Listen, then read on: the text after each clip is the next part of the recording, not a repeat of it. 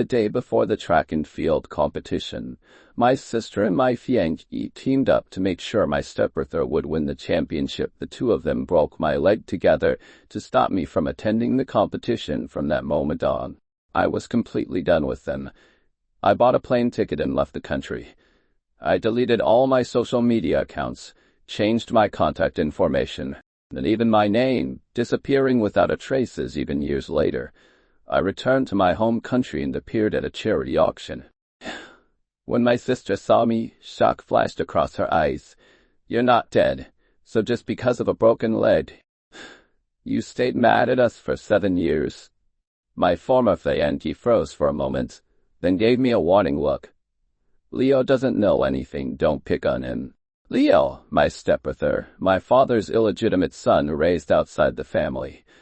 I knew that my former fiancé and my stepbrother were already engaged, and their wedding was going to be held in a week. None of them welcomed my return.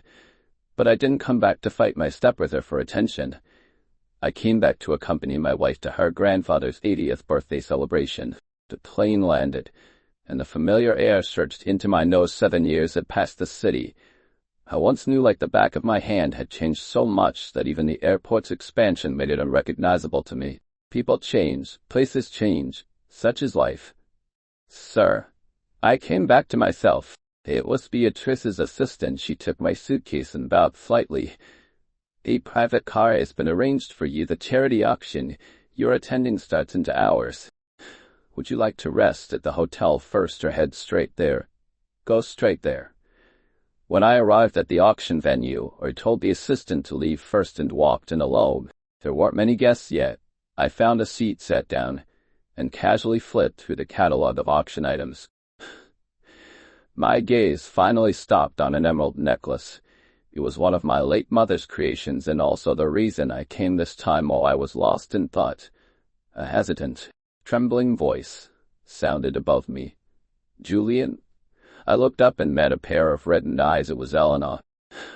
My sister by blood. 7 years had passed. Her features had become sharper, more severe. Her eyes were filled with shock when she saw me, and that shock rapidly turned into overwhelming joy. "Julian, it really is you. You're not dead. This is great. This is great." I only cast her a light glance, my tone distant. "Miss, you've mistaken me for someone else." Eleanor froze completely. She clearly hadn't expected this reaction. The joy in her eyes drained away instantly. Leaving only panic and helplessness, she crouched down in front of me, stammering, "Impossible. You're my little brother. I'd recognize you, even if you were ashes. Where on earth have you been all these years? You left behind one letter, cutting ties with us, and vanished. We thought something terrible happened to you." Her commotion drew the attention of 2 people nearby. A clear, male voice cut in. "Eleanor, sis, what are you doing here?" Leo, my stepbrother, walked over holding the arm of my former fiancée, Clara. When he saw my face, his refined expression turned instantly into horror and disgust. Clara saw me and instinctively let go of Leo's hands. He stepped forward out of excitement. "Julian, is it real?" "Yeah. So, you're not dead." I put down the catalog and repeated calmly, "You're mistaken. I don't know any of you." I stood up to move elsewhere, but Eleanor grabbed my wrist in agitation. She pointed at the scar on the inside of my wrist, her eyes frighteningly red. "I would never mistake this scar, Julian. Why won't you acknowledge me? You're still blaming us, aren't you?" I yanked my hand back. Back then, Leo deliberately splashed a pot of boiling soup at me. I instinctively dodged and shoved him away. At that time, Eleanor's heart had already tilted toward Leo completely. When she rushed over and saw Leo on the floor, she didn't ask a single question. She just shoved me hard. Her strength sent me crashing into the edge of the table, slicing my arm open with this deep, bone-revealing wound. That was the first time she hurt me. For Leo after that, things only escalated until the end when she personally broke my leg. The memories clung like bone-deep parasites, suffocatingly painful looking at them. I spoke one word at a time.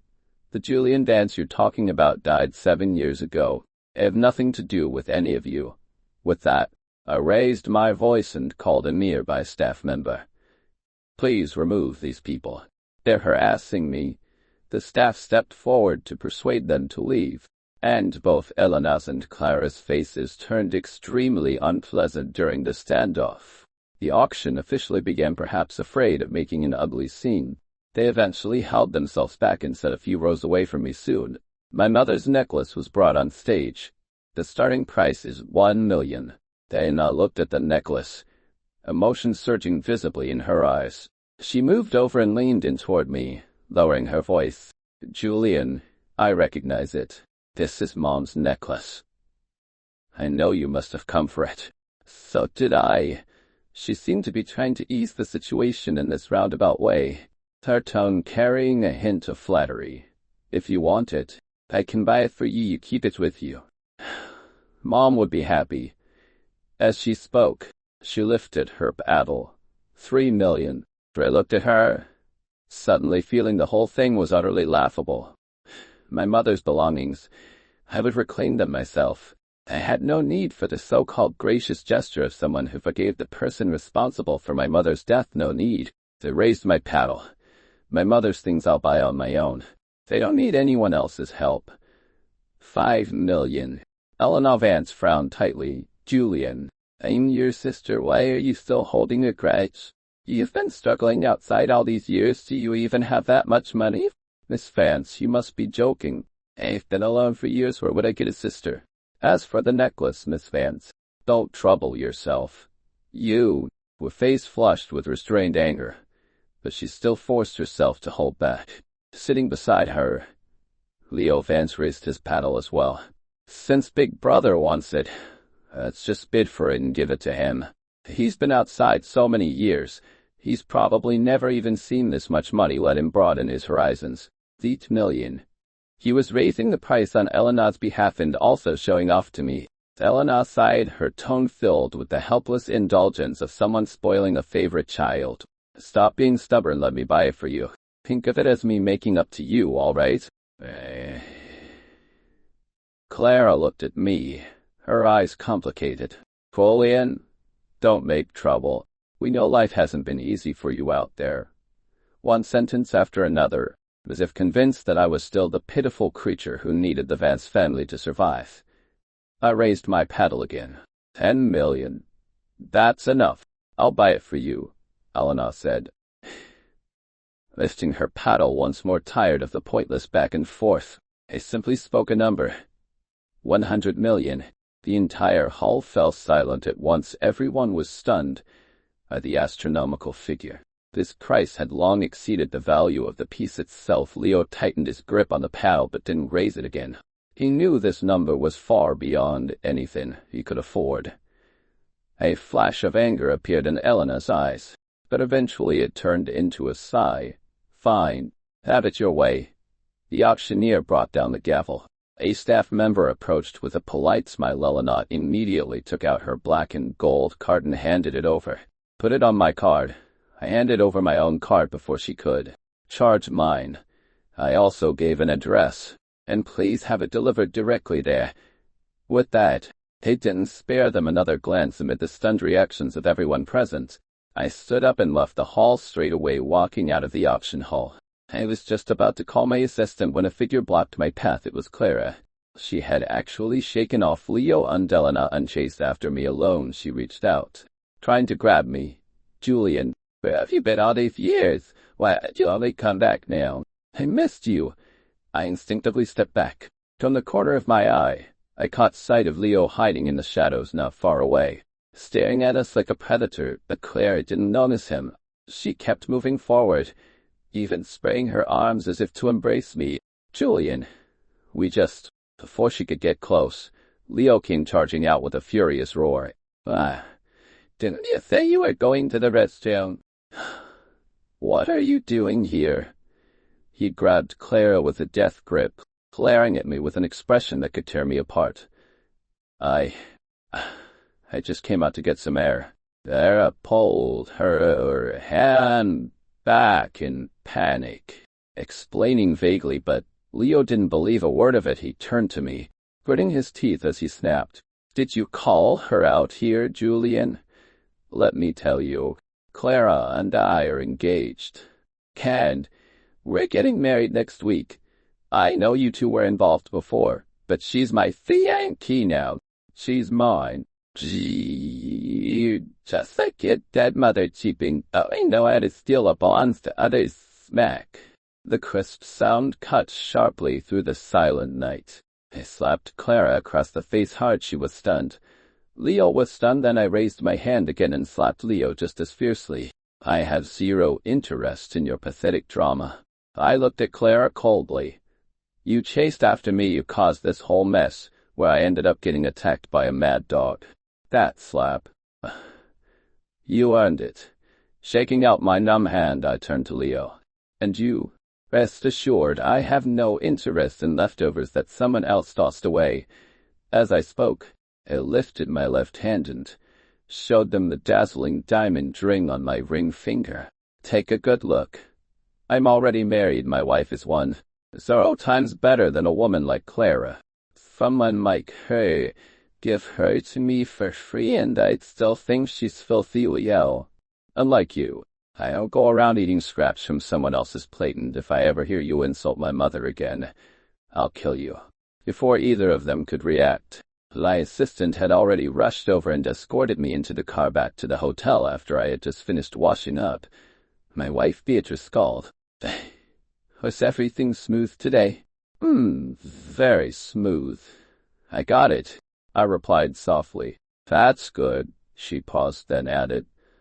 The day after tomorrow is Grandpa's birthday banquet. When will you arrive? I still have something to take care of tomorrow. I'll get there early the day after. All right. I'll have the tailor send your suit to the hotel, and I'll arrange someone to pick you up. Okay.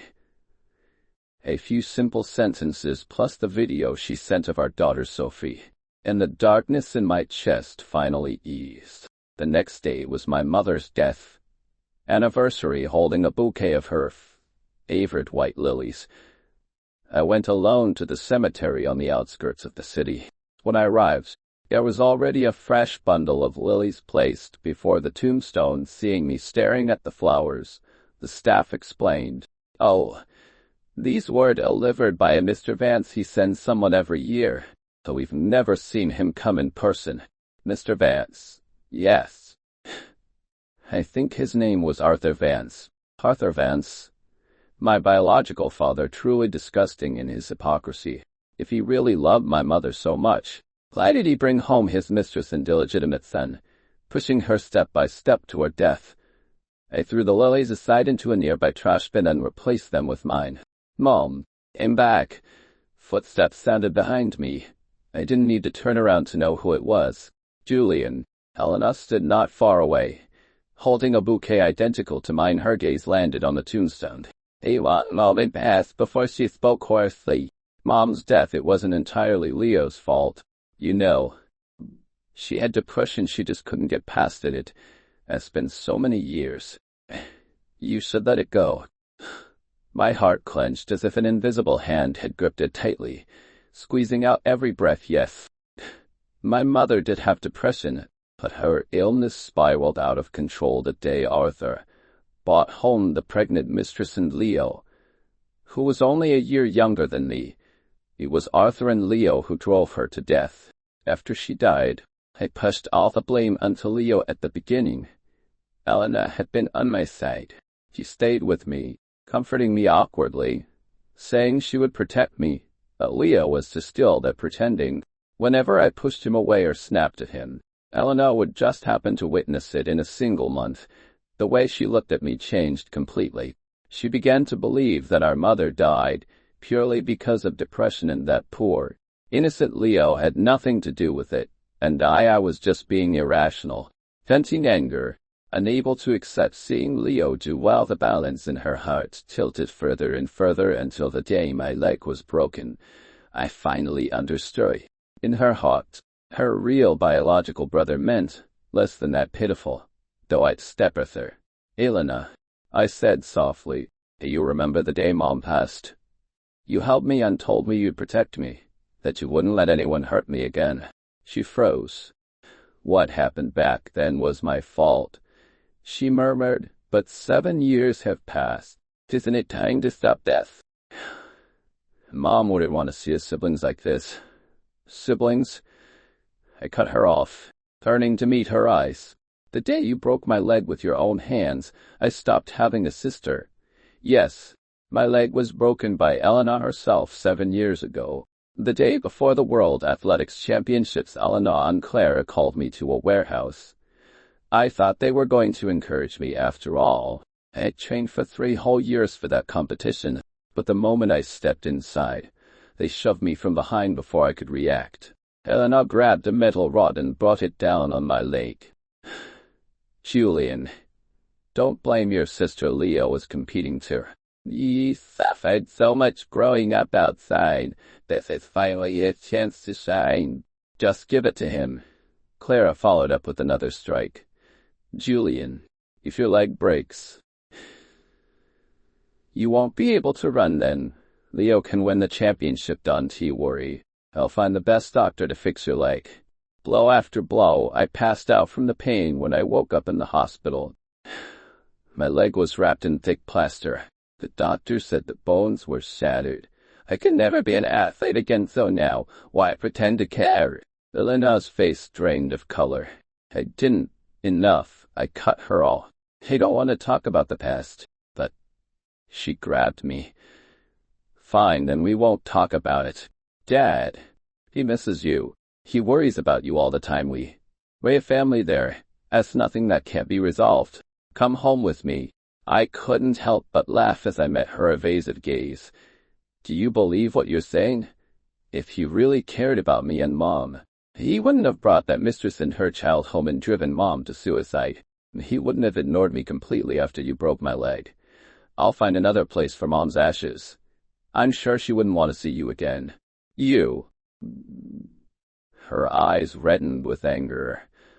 But when she saw the tears streaking down my face, she eventually released her grip. I left the cemetery without looking back. When I returned to the hotel, the suit that Beatrice Sterling had sent over was already hanging neatly in the wardrobe the next day, for Mr. Sterling's 80th birthday. The entire top-floor banquet hall of the hotel had been reserved as the husband of the Sterling family's eldest granddaughter. I arrived early to help welcome the guests. I was speaking pleasantly with one of the attendees when someone suddenly grabbed my arm. I turned and met a face both familiar and foreign. It was Arthur. When he saw me, he was momentarily overwhelmed with joy. Julian, you're really alive. Dad missed you so much. As he spoke, he even tried to step forward to hug me. I sidestepped, and he stumbled awkwardly into empty air. Embarrassed, he asked, "How are you here? Did you know I'd be coming and came specifically to wait for me?" I pushed away the hand he reached out again, my voice ice cold. "Sir, I don't know you. My name is Julian Santos, and I have nothing to do with you." He froze. At that moment, Helena, Clara, and Leo also walked over. Leo covered his mouth in exaggerated shock. "Brother, how are you here? You need an invitation to enter this place." "Oh, I get it. You say you don't want anything to do with us, but you heard we were coming to Mr. Sterling's birthday banquet. So, you followed us here," I replied calmly. "I came to attend a family banquet. I didn't know you would also be here." "Family banquet?" Leo widened his eyes. "Brother, this is the Sterling family's event. One of the most powerful families. You could never even dream of approaching. You really good at lying." He turned to Arthur with a worried expression. "Dad, look, yesterday he kept pushing us away, yet trying to get our attention. Then now he's delusional, trying to cling to the Sterling family. If he offends the Sterling family today, our Vance family will be ruined." Hearing that, Arthur Vance's expression changed. He grabbed my hand. "Julian, listen. Go outside and wait first. When the banquet's over, Dad will take you home. Eleanor rushed up too, grabbing my other arm. Julian, I'll have the butler take you back first. Stop making trouble. Watching them performing in perfect coordination, I found it almost amusing. I don't even know any of you. How could I possibly be following you? Then who told you I sneaked in here to cause trouble? I've already said very clearly, I have nothing to do with you. Ray the one sticking to me like glue. Today is my wife's grandfather's 80th birthday. It's a family banquet for me, and I believe the last thing she wants is to see you people ruining her appetite. Security, get these people out immediately. The guards were far away and didn't hear me, so I started to step toward them, but Leo grabbed me from behind. Thanks, threatening instantly. Brother, I know you don't like me and want to get everyone's attention this way, but today is really important for Dad. For the entire Vance family. Can you please not make a scene here? The Sterling family is not someone we can afford to offend. I'm begging you, don't make trouble. Go home first. After the banquet, if you want to hit me or yell at me, I'll take it. His voice was loud enough for all the nearby guests to hear clearly in an instant. Several curious gazes fell upon me and murmurs began to spread. Just then, a cool, clear female voice rang out from behind the crowd. Who dares cause trouble in the Sterling family? Who dares slander the Sterling family's son-in-law? Beatrice Sterling was standing not far away, her cold gaze locking onto the people surrounding me. Arthur, Elena, and Clara froze in place, the expressions on their faces twisted from spiteful and distorted to shocked and confused. The President Sterling. Arthur stuttered instinctively. Letting go of my hand, Beatrice walked toward us step by step. When she reached my side, she positioned herself protectively beside me, lifting her gaze. She swept it across the three people before us, her voice coated with frost. Who gave you the courage to lay a hand on my man here? Leo seemed to be seeing Beatrice for the first time and hadn't figured out the situation, yet he hurried to speak. This young lady, you misunderstand. This is a family matter. My brother is being unreasonable and making a scene here. We just didn't want him offending your distinguished guests, so we were trying to take him away. Beatrice didn't even spare him a glance. Instead, she looked down at me. You okay? I shook my head. Lightly, the anger and lingering fear inside me dissolved into calm the moment I saw her. She gave my back a gentle pat. But when she lifted her eyes again, every trace of tenderness was gone. Family matter. She let out a short, icy laugh, her gaze landing on Arthur Vance. Mr. Vance, is it? Your Vance family's family matter needs to be handled at the Sterling family's banquet, and it needs to be handled using such disgraceful tactics against my husband? My husband? The words struck Arthur like a lightning bolt. His pupils contracted, utter disbelief written all over his face. President, you must be mistaken. That's my son Julian. How could he possibly be? Elena and Clara were completely stunned. Leo even screamed. That's impossible. He's just some worthless loser thrown out of the house. He's been homeless for 7 years. How could he ever marry you? You must have been fooled by him. He's the best at pretending to be powerful. Oh, are you teaching me how to do my job? Beatrice tightened her hold on my arm, and her gaze toward Leo turned cutting and lethal. I wouldn't know if he fooled anyone else, but I know very well he didn't fool me. Julian is my husband and the host of this banquet. She turned slightly toward the security captain in the distance. Throw these troublemakers out. The security team immediately moved in 2 guards per person, lifting Arthur and Elena off the ground. The more went for Clara, and Leo was still shrieking and kicking like a madman. Arthur panicked completely, struggling wildly. President Sterling, this is a misunderstanding. I know Julian lied to you. That logic. We're practically family. This is all a misunderstanding. Elena also grew frantic. Julian, And tell President Sterling we're your family. I looked at them without a shred of emotion, saying nothing at that moment. A crisp, childish voice rang out, tinged with tears. Daddy. A tiny figure squeezed out from the crowd and shot toward me like a little cannonball. Was my daughter Sophie? Her little face, so much like Beatrice's, was covered in tears, her eyes red and swollen. Daddy, did someone bully you? She wrapped her tiny arms around my leg, tilting her head up, big eyes brimming with tears and fury. They crouched down and pulled her into my arms. Daddy's fine and be scared. But she didn't believe me. She turned her head sharply and glared at the Vance family members who hadn't been dragged far yet. She raised a tiny hand and pointed directly, without a shred of hesitation, at the crying Leo Vance. You ugly uncle. You made my daddy cry. You ugly uncle. Leo's crying stopped abruptly. As if he couldn't believe his ears, Sophie ignored him completely. She stomped her little legs and charged forward, imitating an adult as she used all her strength to shove Leo. Bad man, you're not allowed to bully my daddy. Her fierce but cute outburst made the surrounding guests laugh out loud. Beatrice walked over as well. Picking up our daughter, her voice carried helpless affection.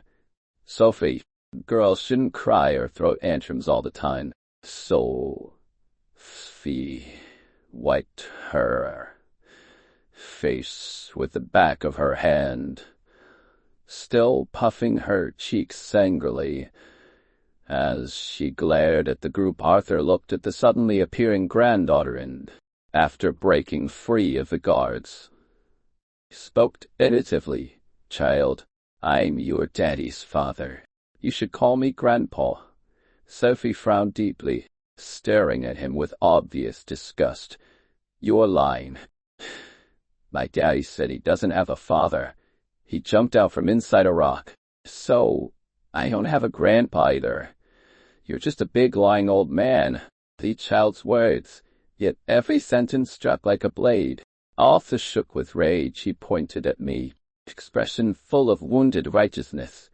You ungrateful brat. Just that's how you teach your child. Look at yourself. You marry into a wealthy family, and suddenly forget your roots. Forget who your real father is. Enough. A voice, cold yet gentle and authoritative, sounded. Beatrice Sterling's grandfather, Mr. Sterling, slowly approached. He gently patted the back of my hand. Good child. You suffered. My eyes instantly reddened. From the moment you married Beatrice, you became my rightful grandson-in-law. You are part of this family. Anyone who dares mistreat you is someone who dares oppose the Sterling family. When he finished, he turned around slowly, his cane striking the ground with a heavy thud. His gaze swept across the Vance family members, pale, trembling, nearly lifeless. No one outside the Sterling family has the right to point fingers here. I will inform all my friends in the circle. Anyone who continues to cooperate with the Vance family or the Clare family will be taking the Sterling family as their enemy. These words were no different from sentencing both families to immediate death. Arthur, Helena, and Clara instantly lost all color in their faces. Though both families were publicly listed companies, more than half of their business relied on the Sterling family. If the cooperation worked out, often the entire industry blacklisted them. Bankruptcy would only be a matter of time. Seeing everything unfolding before him, Leo completely lost his mind. He scrambled up from the ground and pointed at me, screaming hysterically. Why, you worthless bastard! What spell did you cast on them? I'm the one born for greatness. I'm the one who should have married into a powerful family. What are you? You're only fit to rot in the mud. Smack. Beatrice's slap landed hard across his face, sending him flying. Watch your mouth if you dare insult my husband or his mother again.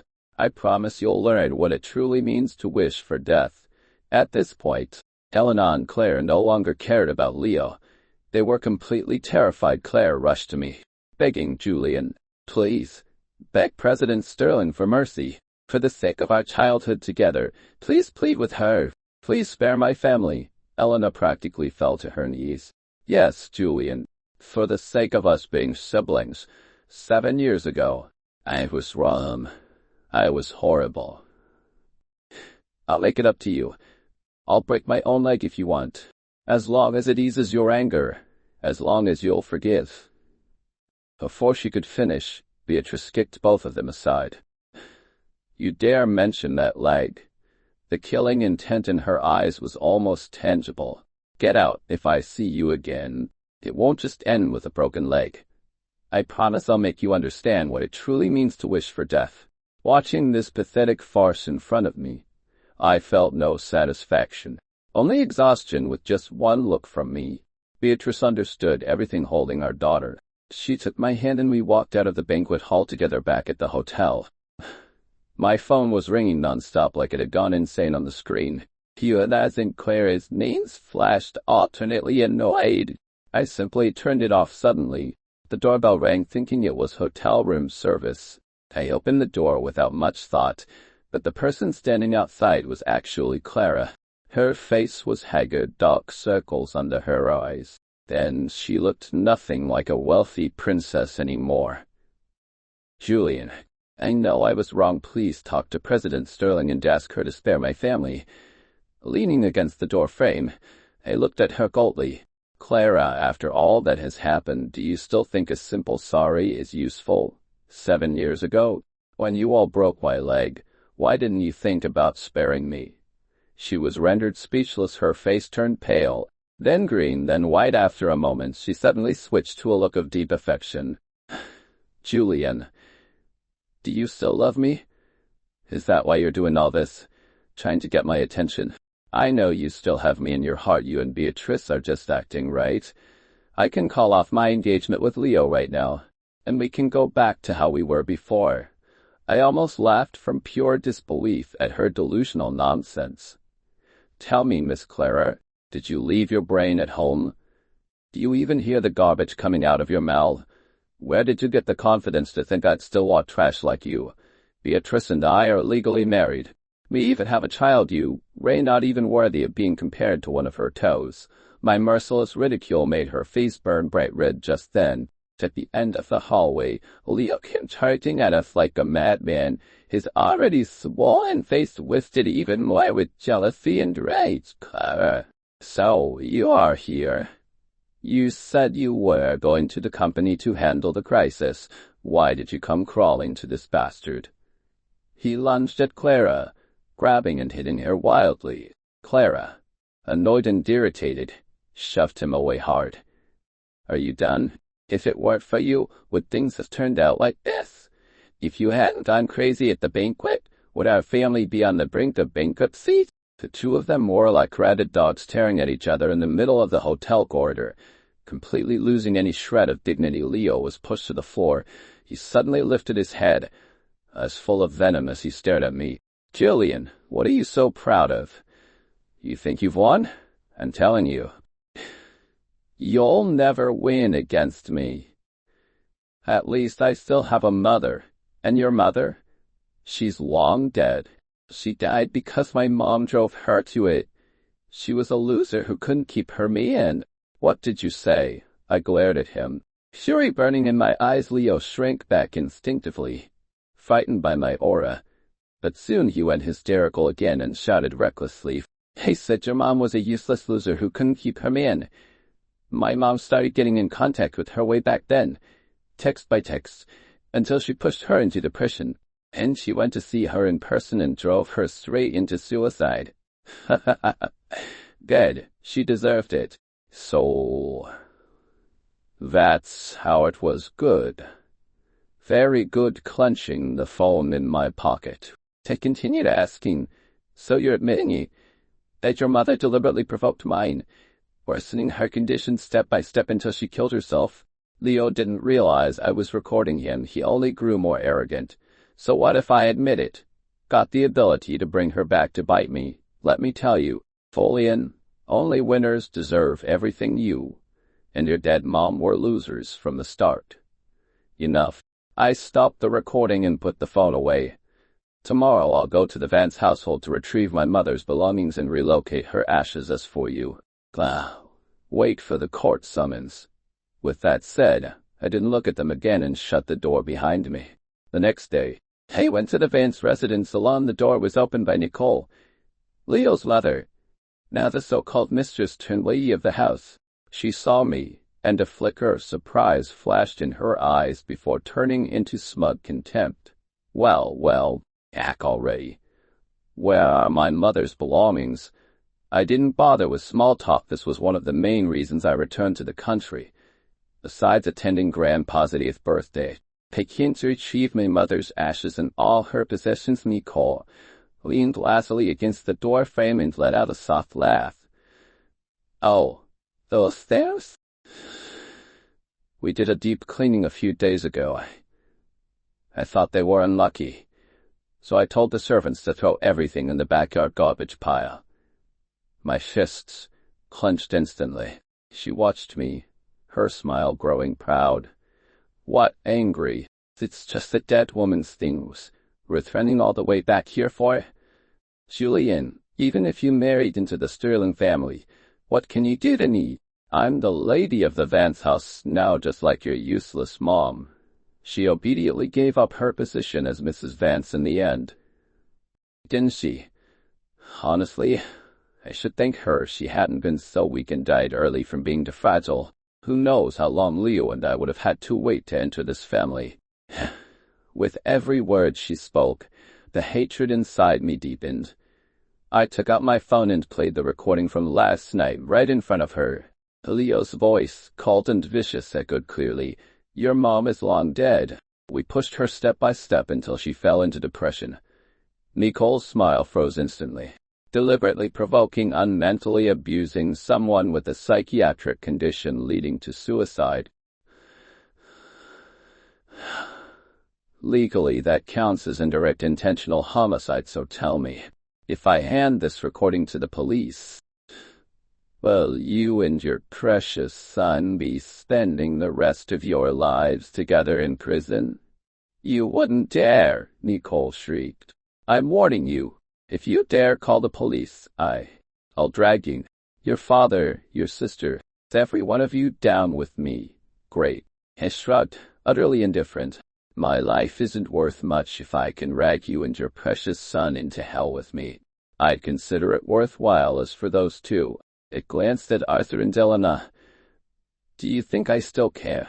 She was trembling with fury, finger pointed at me, but unable to form a single coherent sentence. During the deadlock, Arthur and Elena descended from the stairs. They looked like they had aged 10 years overnight, faces full of defeat and despair. When Elena saw me, her eyes were an indescribable mess of emotions. Guilt, regret, resentment. Julian, why are you doing here again? The Vance family is already ruined because of you. What more do you want? I ignored her and looked directly at Arthur. I'll say this one last time. Return my mother's belongings and her ashes. Arthur opened his mouth, but before he could speak, Nicole threw herself into his arms, crying hysterically, Arthur, he recorded everything. He wants to sue me and Leo for murder. He's going to throw us into prison. Arthur's expression shifted drastically. He looked at me, pleading, Julian, I'm begging you. Please let them go. Your mother's death. They didn't mean it. It's been so many years. Can't you let it go? Please, as long as you delete the recording, whatever you want, Dad will give it to you. Looking at him, I felt nothing but disgust. I want my mother's belongings and her ashes, and from today onward, no one with the surname Vance is allowed to visit her again. I think the thing she regretted most was ever meeting you was for Nicole and Leo. Whatever happens to them, she deserves every bit of it. Arthur's face twisted with humiliation and rage. You ungrateful brat. And talking nicely to you and you refuse to appreciate it. That recording, you must delete it today. With that, he and Elena actually lunged toward me, trying to grab my phone. I had already anticipated their move and stepped back, warning coldly. If any of you take one more step, I'll call the police right now. At that moment, the villa's front door was kicked open from the outside. Beatrice entered with more than 10 bodyguards dressed in black. She walked straight to my side, placing me behind her protectively, her gaze icy as it swept across the 3 people in the room. Looks like you didn't take my warning yesterday seriously. You think my husband is someone you can lay a finger on? The bodyguards immediately restrained Arthur and Elena Beatrice, and stepped up to the trembling Nicole. Where are the belongings? Nicole's legs went weak. She pointed toward the backyard trash bins, shaking uncontrollably with just a glance from Beatrice. 2 bodyguards headed to the backyard. Soon, they returned holding a dust-covered bundle. Seeing my mother's belongings treated like trash and thrown away like this, pain stabbed through my chest. I wiped the dirt off gently with my sleeve. Bit by bit, held the bundle tightly in my arms. After that was settled, I looked toward Arthur. All right, there's one more thing I forgot to tell you. I took out a document from my bag and tossed it onto his face. 7 years ago, before I left the country, I had a paternity test done using your hair and Leo's. The results show the 2 of you have no biological relation whatsoever. You destroyed your wife, broke your real son's leg, and ruined the entire Vance family, all for a bastard that wasn't even yours. How does that feel now? He stumbled and snatched up the test report when his eyes landed on the words, biological relationship excluded. He collapsed to the ground with a thud. No, impossible. This is impossible. Arthur's eyes turned blood-red. He whipped around and clamped his hands around Nicole's neck. You bitch. How dare you lie to me? Tell me, whose bastard is Leo? I didn't bother watching the chaos behind me, holding my mother's belongings in my arms. I left that disgusting place with Beatrice. What happened afterward, I learned it only from the news. The Vance Group, under the relentless pressure from the Sterling family, declared bankruptcy and liquidation in less than a week. Arthur, unable to withstand the blow, suffered a stroke and was left paralyzed. He was sent to a nursing facility. Nicole, for her involvement in indirect intentional homicide, was officially investigated by the police and ultimately thrown into prison. As for Leo, after discovering he wasn't Arthur's biological son and losing everything, he completely broke down mentally and was sent to a psychiatric hospital. Clara, after her family went bankrupt, fell into a miserable life as well. I relocated my mother to a sunlit coastal cemetery. The scenery here was beautiful. Sunrises and sunsets, the ebb and flow of the tides. I believe my mother would like it. I wiped her tombstone clean and placed a bouquet of her favorite white lilies. Mom, from now on, this will be your new home.